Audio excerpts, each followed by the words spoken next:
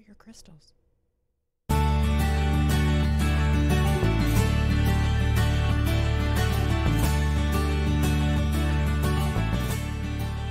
Hi, and welcome to Third Eye Thinkers. I'm your host, Megan Benanti. And I'm Michelle Welch. Thanks for joining us today. So today we're going to talk about soulmates and all that entails. But first, Michelle, she had a birthday last week. So how was it? You went out of town, right? I did. I went to see my daughter. It was a big trip for us to Austin. Oh, nice. A good break, though. Actually, my daughter's there for the summer. She's a freshman, as I think I've told you, and she didn't come home for the summer because she's interning for one of the state senators there. So we got a tour of the Capitol from my daughter, and I think she's interning for one of the longest standing female senators there. Cool. So that was quite interesting, and to see some of the ins and outs of the Capitol. I think I went when I was really young. Isn't it funny how when you live in a state or you live in a town, a lot of times you don't go to all the places, like, you know, maybe the JFK. I've been, but, you know, other people come in from out of state and they go all the time, right? So anyway, so we did that, and then we went to Lake Travis, to a really beautiful place, and stayed on the lake and had a really great time. Good. And so Megan brought me a birthday gift today. I want to show you guys. I'm a Cancer, and if you know me, that explains a lot. It's a water sign. I'm very emotional. So let's see. Show it there, hopefully. Isn't that beautiful? And that's a Cancer. It's a Cancer. It's embroidered, right? Yeah. And it's beautiful. And it's from How Could You, from Maya or Mia on Etsy. Yeah, I found that on Etsy. Yes, thank you so much. I love it. You're so welcome. I like it. I thought it was cool. Yeah, and I said, oh, you know me so well. She's like, you're a Cancer, right? And I'm like, oh, you didn't even have to know my birthday to know that. So anyway, thank you. Yeah, yes, we had a great time. What did you do on the 4th? I cooked. Yeah, we had people over. It was good. It was relaxing. Everything I kind of needed it to be. So. Do you use a lot of your herbs in your cooking? Oh, yeah. Yeah, always. So. Yeah. I always, you know, I see how many herbs are supposed to be in there, and then I add like 3 times as many. So, yeah. But that's really good. I like the freshness of it. Yeah, I add herbs to my drinks and all that. So. Yeah. Cool. Good. So soulmates today. Yeah, soulmates. All right. It's going to be interesting. Do you want to start with your crystal? Sure, I will. Today I brought a stone called Rhodochrosite, and I'm actually wearing it. And I do have a graphic. I'm going to explain it. I'm not sure if what I need to get to do. Do we need to do this? Can you see it? Okay, thank you, Anna, for helping me. This is a rhodochrosite. It's actually a really beautiful piece. They're usually semi-precious jewelry because it's very soft. It's like a 2.5 to a 3.5 on the Mohs. When you think about it, talc is like talcum powder. That's a 1. And a diamond is a 10. Okay. So when you've got a 2.5 to a 3.5 in a stone, that's pretty, the scratchability is really, but they call it the hardness, but it's really scratchability. That's a pretty soft stone. And it's called rhodochrosite. And it's very similar to one that's called rhodonite. And the way you can tell the difference is the rhodochrosite has white in it, and the rhodochrosite has white in it, and the rhodonite has black in it. So I always think of the NITE on rhodonite to remind me not like night. Yeah. And they're both good for matters of the heart and love matters, but the rhodochrosite is good for bringing in love, self-love, but primarily soulmates or people that you love and want to bring into your life to help you attract love, but that starts with loving yourself. The rhodonite is better for, and it's much darker, it's better for working through traumas. Okay. So if you have had any sort of trauma in your life, really of any kind, where you're having trouble loving yourself, the rhodonite will help with that. But the rhodochrosite is softer. The rhodonite's a much harder crystal or stone. And the rhodochrosite is actually more expensive because of various reasons. The rhodo gets its name from the Greek for rose. And the chros means color. Oh, wow. Yeah. So another little interesting tidbit on it is that Argentina, it's the national mineral of Argentina. And it is interesting that Colorado has so many minerals, but there was a high school that found this, I think it's one of the largest rhodochrosites, and they found it at this high school, found it in a mine. Or they researched it, or it was near the high school. And so they lobbied to have Colorado, for it to be for rhodochrosite to be the mineral, the state mineral for Colorado. So rhodochrosite's the state mineral for Colorado, which I think is really cool because they've got all kinds of stuff there. Yeah. You know? Yeah. Very cool. So it's the stone that I chose for today for Soulmates, but it also can cover any kind of love. Yeah. Yeah. I've got one at home, and I will say it is a more expensive stone because mine's only about an inch big, and it was like $35 tumbled. But it's a nice stone, and if I put several out on the table, people often gravitate towards that one. Right. So, and it's not as pretty as the one on your This necklace.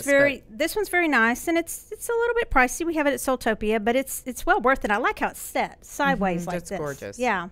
It's really set in sterling silver, and actually for what it is, it's a pretty good price. And I'm surprised it has not gone yet from the store. But hey, just so I could wear it today, right? And show Yeah, it. absolutely. Yeah. A lot of the rhodochrosite we have is small, and people are kind of interesting. They'll come in and they want really big pieces. Right. They do the same with peridot. They don't realize that those little pieces can still have a really powerful punch Exactly. to them. And they'll go, well, I want a really big piece of peridot. And I'm like, okay, well, let's make sure you put a deposit down on that. Right. Exactly. Right? So that's kind of what I have for my crystal today. Okay. Yeah. Good deal. Well, for my plant, I brought in puncture vine, and everybody's like, "What is that?" Wow. And how does that go with Soulmates? Yeah. Right. Yeah. Well, it's interesting. There it is on the screen, and puncture vine's actually something that you run across all over the place because. You know those little stickers that you step on and they puncture your skin? That's Sticker burrs. Yeah, that's puncture vine. Ah. So it's also known as caltrop, and then the Latin for it is Tribulus terrestris. And yeah, so it's usually kind of a nightmare type of weed, and we get it out in the country a lot. You're not going to find it in your lawn in the urban areas very much anymore because it's basically been eradicated. And it was interesting sort of researching it because online, most of what I found online was like how to get rid of it. You know, with different chemicals and that kind of thing. Oh, wow. Because we think of it as a really annoying and sort of painful weed. But it's got some good properties. So interesting. And that's one of those things that I love, that the things that we tend to think of as problems in our lives can really have great advantages to us. And it's just a matter of looking at it from another perspective. Right. So puncture vine, why I picked it, well, it improves sex drive. So for men and for women. Do you have a pen? Yeah. So I'm going to. You want to write this one down. So it's interesting. So it has a natural way of balancing both male and female hormones. And I did find out that it was good for menopause, but, you know, and then it was saying, okay, well, it's also good for testosterone. But then I also found things that sort of negated that. So it doesn't affect testosterone levels, but it will increase sex drive in both people. And so that was kind of interesting. It's also good for your immune system. It increases your stamina, your endurance, and helps build muscles. So if you want to think about that in working out or in the bedroom, it's good in both ways. It also has antifungal, antibacterial, and then anti-inflammatory attributes to it, but obviously not if you're stepping on it because, you know, it will swell up. I remember that we had gone camping and I had my corgi with me, and my older one, and he was just a pup at the time, maybe about 1 or 2, and we were running through this field, and I was like, I could tell I was just getting covered in burrs. I had on jeans, and I turned around, my corgi had stopped. He couldn't move. He had so many burrs in him. He couldn't, like, they were between his toes. We must have pulled like 70 off. It was a mess. Yeah, it was pretty Poor bad. baby. So, and then it's also, if you make a tonic out of it, it's going to be good for revitalizing the liver, kidneys, and urinary tract. So I'm assuming this is a kind of a dried up and ground form that comes in a pill. There's not a tremendous amount of research on it. I use the nutritional, nutritional prescription. Hold on, I have it in my notes. One of my favorite books, the big fat one, Prescription for Nutritional Healing by Phyllis A. Welch, that they carry at like Whole Foods and stuff. So that's where I found out my info on that. But, so is it maybe ground up and in a capsule form? That's what I would think, ground up in capsule. And I have not gone and looked for it on the shelves, but worth giving it a try. If it's a natural way to improve sex drive or endurance during sex, it's kind of a win-win. So it's like a natural Viagra. Well, yeah, but it's good for women for too. Both. Yeah, yeah. So I'll try it out and let you know next week. Report back. Yeah. Anna, you have to do that too. Everybody has to report back next week. I love that. Yeah. Everybody will be reporting back next week. So, okay, puncture vine. Just remember that. Puncture vine. You know what's interesting to me about that is because a lot of the things that I did a little research about soulmates, because we'll get into that, I guess, now. Yep.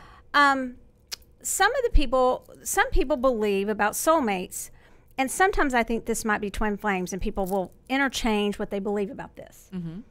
But some people believe that soulmates are brought into your life to help you grow. All right? So that makes sense to me. Yeah. And you said something at the very beginning about the puncture vine. You said something, and it just went straight on along with the soulmates. I have no idea. It's worth me looking at your notes to find it, because you said something about something that triggered there. Something, and I'll find it in a little while. I think it was before. It must not be on your notes. It was things. Oh, you were saying how some things that maybe we don't think are so good for us, or we don't think that we. What'd you say about that? You said some things that we don't think. We think it's not good in our lives, and then if we look at it from a different perspective, it can have a really positive impact. Yeah. So that is sometimes the position that some people take with soulmates. Oh, yeah. And now I have always thought of that maybe more as a twin flame, but sometimes the twin flame can kind of rub you the wrong way or something and bring out the other aspect of you. I don't get caught up in it, and I'll tell you why in a second. But I did read that there are a lot of people that will think that soulmate, that you don't want to actually give up on that partner you're with, because sometimes they are there to kind of have that sticker burr or puncture vine effect on you to help you grow. So it's another way that's really cool. Your intuition on that, how that tied in. You're amazing. I think you may be psychic, and you just didn't know it. Luckily, I knew something. I think you knew it, but yeah, isn't that cool though? That's a great tie-in. How they help you, you kind of, maybe it's not always comfortable, but it helps you grow. Yeah, very true. So, along those lines, do you believe in soulmates? Or what do you think about soulmates? Okay. When I was a child, I believed in soulmates, one true love kind of thing. Although that was not a term I grew up with. It's very popular, very trendy now. I'm surprised it's probably on somebody's T-shirt, listening right now. But I'm actually not much of a believer in soulmates. Not as in a one. There's only one person for you. Correct. So in my belief system, you have this huge soul family on the other side. And those people are going to come in and out of your life at different times. You have different sort of agreements or contracts that you're going to experience with them, lessons to learn. They can be parents, they can be siblings, they can be a loving romantic partner. You can have more than one romantic loving partner that is a soulmate. You can have friendships that are soulmates. And I find that we grow from all of them. And sometimes it really is just for a limited period of time. You can have an experience that's so intense and so magnetic, and you're like, oh my God, it's like my super soul sister, And then all of a sudden you're like, I can't stand this person anymore. I don't know what's happened, but really they're draining me. And so, you break up. And I will say, when you break up with a female friend, it's much harder. A same gender friend, I should say. Because we're prepared sort of for breakups with the opposite sex. We're not prepared for breakups of same gender because, you know, you always think the same gender, they've got your back, you know, but sometimes you just run a course with each other and it's not supposed to last your lifetime. And it did serve that purpose. Right, that purpose of helping you grow or learning whatever or the experience you were supposed to have. And a lot of times, you know, it can be learning boundaries. Like this was good for me for a period of time, and now I've outgrown that, and I need to let go and move on. So that's a hard lesson. That's hard for me, actually. It's hard for me to move on from things. I tend to hang on. It's hard for all of us. It's easier for some than others, I think. But yeah, you know, some people just seem to be able to say, okay. Well, I think a lot of it's how much you've invested in. Yeah, I think so too. Yeah.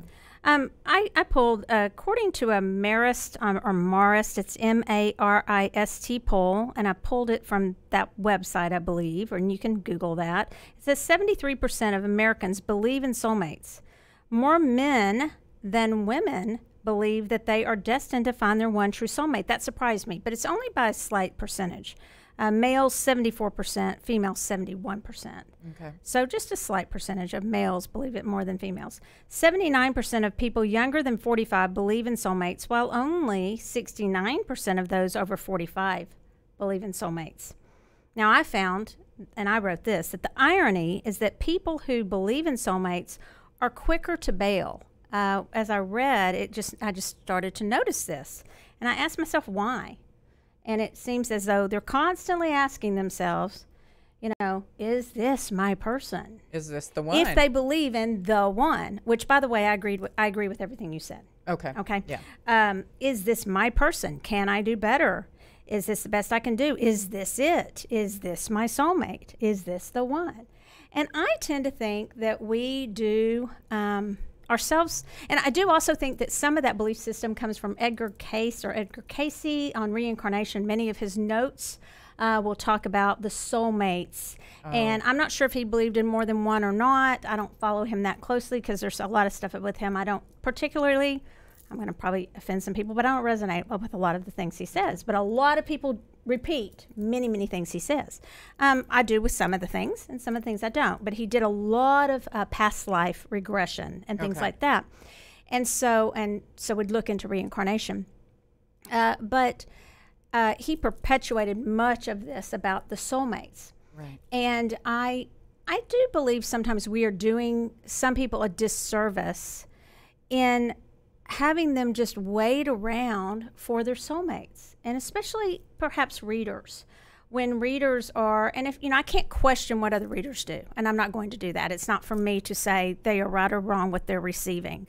But when I do hear someone that has been told, you know, well, my soulmate's coming, my soulmate's coming, my soulmate's coming. I've been told my soulmate's coming, but they're coming in 10 years. I have to. Oh yeah. So thank you, Anna. So I just have to wonder. So I asked Anna to put this up. So I'll quit bashing on whether or not we have soulmates. I think we could have soulmates with an opossum, a possum as we call it in Texas, or at least I do. This was on YouTube, and she rescues possums, and she fell in love with that possum. And you know, Roger told me possums are all mean, and then I started watching those YouTube videos, and they're just precious. I love possums. But you know, they do have those teeth. Well, yeah. But I mean, they are. So do we. Right? I was like, I mean, I could. They don't have good dentists for possums, there apparently. You go. So I mean, you can't knock someone for bad teeth. I mean, look, the British struggled for a long time. Sorry, guys. Now she offended somebody. Yeah. Gotta be honest. If that picture was from the dodo. Oh yeah, we love the dodo. And is one of my favorite websites. Any animal you see there, you're gonna fall in love with them. Whether they're cute. Elephants, they're either chicken. It's wonderful. So anything can be a soulmate as long as you give it love, right? I agree with that. Anything, right? And we can be attached to anything. I don't think we just have to wait around for that one person or that one thing to come into our life. Well, and I think, you know, one of the things you really touched on there is that people tend to, they get into that difficult situation or that argument with a person. It's like, oh my gosh, this must not be my soulmate because we're not supposed to have conflict. And part of that soulmate or the idea of really being with someone is learning to work through conflict. You're not going to be able to get anywhere without it.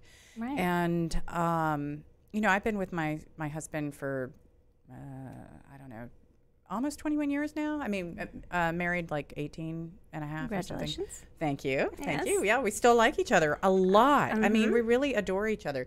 But we certainly have times where we have arguments and struggles. And, you know, we're not a volatile couple, you know, by any means. But I'm kind of a runner. So my panic is, you know, if I get upset, I'm always like, oh, this isn't working. And, you know, but really it is. It's just that I gotta chill, you know, and I have to process through. And I tend to think my husband tends to be the much stronger one, because although he might get frustrated, he's very like there, you know, I always know what to expect. So. Right.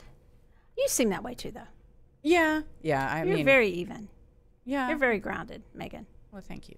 I've worked She really hard on grounds it. me very, very much. But anybody who knew me like 20 years ago, I was not grounded. So, you know, You're very grounded. It took a lot of work and effort to get here. So, and I have to say part of that comes from being with my husband, because I think of him as a very solid man. Yeah. So. Well, I think that we can, and we do have soul tribes, I think. Oh, yeah. Yeah. And I do think maybe we come in with tribes. We have people that we connect to. I think we're all connected. So where does it stop? You know, we're all connected in some way. So I do believe with what you said. We're brought into each other's lives for a reason, if only for a moment. But I just don't buy into that whole looking for the soulmate. I just don't. Yeah, and I really think that people are going to sell themselves short. And I think that's probably because it is so popular now, this term soulmate, because when I don't know when that was really brought up as a big deal in the 70s. I can't remember when he was. But it's been developing over time. And, you know, it's not doing it's not doing you a lot of good in general. So, and I do think you commented, you touched on it without using these words. I think there's people have these categories of destiny soulmates, and then experience soulmates, or you know, over time soulmates. And the work you put into it, you become a soulmate, and you may not have all that, you know, initial passion. You still may, actually, but you work on it. Just, you know, just like psychologists and psychiatrists talk about the longevity of marriage, that it requires work. And I think we're kind of giving people a false sense of that whole princess and prince charming and all that kind of thing when we talk about soulmates. That's just my opinion, personally. yeah. I just don't, and even in readings, and when I'm looking into connections of people coming in, and when I'm doing past life things, I always wondered, is there something wrong with me that, and in my readings, that I don't see all these soulmate connections that everybody else talks about, and I just don't see them. I see that people may meet someone, but I just don't see that it's always this one person. Right. You know? And I actually won't, I don't look at that. When people are like, well, am I ever going to get married? I'm like, that's not something I read on, because that's something, I think we have whatever we want in our life. If we're really passionate about falling in love, if that's our main focus, then we will find that. And, you know, for me, that was way more important than career. And so while everyone else was going out and kind of developing their careers, I was working on falling in and out of love all the time. And, you know, I always put 100% effort into it. It wasn't always successful. But eventually I found the person that I was really meant to be with. And lucky enough too that, you know, still when I was younger, we still got married in our 20s. And so you're more mutable in your 20s. As you get into your 30s, you're a little more set in your ways, and it does become a little bit harder. But I want people to really, be brave, be courageous, fall in love like you've got one shot at it. Because if people are bolting so quickly, it's not giving anybody a chance. And a lot of times you're bolting from yourself. It's right. Really think about it. It's when somebody comes to me and they think, oh, should I move? Or should I change jobs? Or should I get a divorce? Or should I do this? And I always say, when you go, you're going to go with you. Right. Wherever you go, you're going to.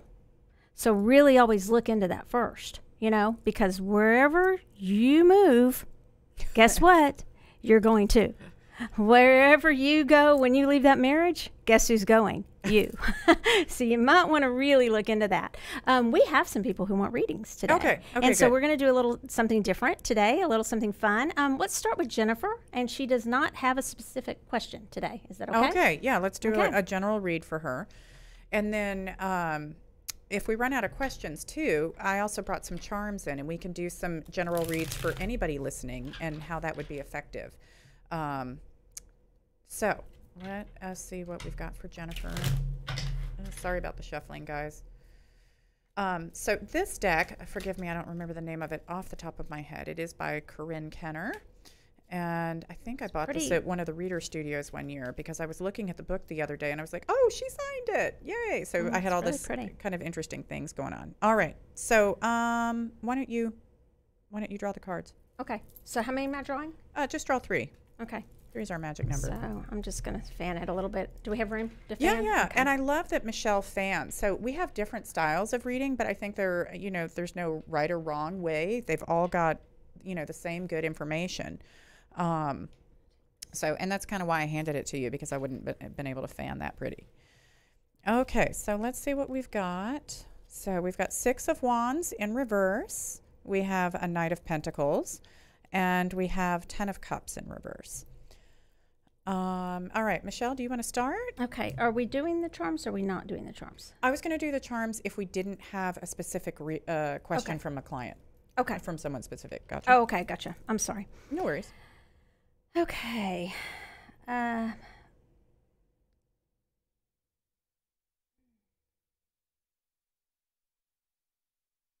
you need a sec? Yeah. Okay. I'll jump in. So right now, maybe feeling a little underappreciated, most likely in the workplace. And there's a sense that you're doing a lot of talking and nobody's listening. So maybe be conscientious not to waste your energy. If nobody's listening, save it, because eventually they will want your opinion on it. You do seem like you're at a point, either this can be you or the relationship, or it might be both. I'm looking at this Knight of Pentacles. And it's an interesting Knight of Pentacles because usually I think of the Knight of Pentacles as like wanting to move forward and just being a little bit stuck or hesitant or cautious. This guy, he's a little like, oh, God, do I have to be here? Mm-hmm. And, I want you to think about that as in regards to your life. Is this about a relationship? Is this about how you're feeling with your job? And, he is holding a giant pentacle. So if this is your job, maybe it's not as fulfilling as you want it to be, or, and so does that mean you need to change it, or do you need to change your attitude about it? You've got some wiggle room here. It doesn't have to be that way, but there is a sense that it's feeling a little heavy and burdensome right now. If you're feeling this way about a relationship, maybe this isn't the person you want to end up with. We're talking about soulmates, and we've got 10 of Cups, which I tend to think of as the happy family card in reverse. And so, if you love them, it's worth making it work out. Every relationship is going to have its challenges, as long as you guys are generally considerate of each other. If you're fighting and you're calling each other names and you're being really vindictive, those are where you've got some issues coming in. If you don't want to have children with this person, then maybe that's a sign. If that's something that you had thought you wanted initially, and then you're with this person and you're just not feeling it, that can be also a determining factor. Do you know this person's age, or roughly? Roughly, yeah. Okay. Is it young? Are they young? She's pretty young. Yeah. Okay, so kids might still be in the picture as something definitely. She would want. Mm-hmm. And if you don't want children, that's fine too. But and she's gonna wish I said, yeah, she's young, but she's not like teenager young. But yeah, right, she's young. Right. Yeah. So, what are your thoughts? I too am just drawn to this Knight of Pentacles for some reason. But for you, it seems to represent you, Jennifer, to me. it just feels like you need a pause. It's just like it's been quite a journey, and I feel like these other things kind of just need to be put on hold, and you just need to take a pause. Just you may want to be charging forth in some of your areas, a bunch of different areas, but really just take a knee. Yeah. Just take a knee and just like take a breather and just slow down for a little while. You don't have to just jump right back into everything in every area of life. This guy, for some reason, he just drew me into. Well, and comparing that too with that Six of Wands, maybe you're trying too hard. Maybe you do need to rest and look at your life and what you want out of it. Sometimes we do have to step back, and we get so like we're in the cycle, we're on the hamster wheel, and we're going and going and going, and it's like, Yeah. So that's what I get. Take a moment. Yeah. Good job. Okay. Yeah. Cool. Was there another question? We had a question I think we answered from Donna Reed, whether or not we could have more than one soulmate. And I think the answer is yes. I mean, yes, we can. And so do you want to do one general reading with our, I can't get the word, charms, yes.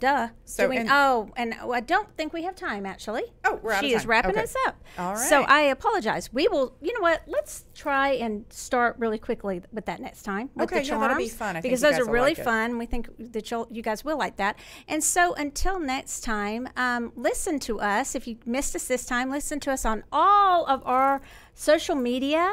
Megan, where do they find you?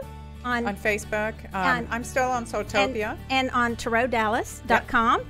And on Soultopia, and on Michelle YouTube, Michelle Soultopia, and on all the podcast sites. And until next time, keep third eye thinking.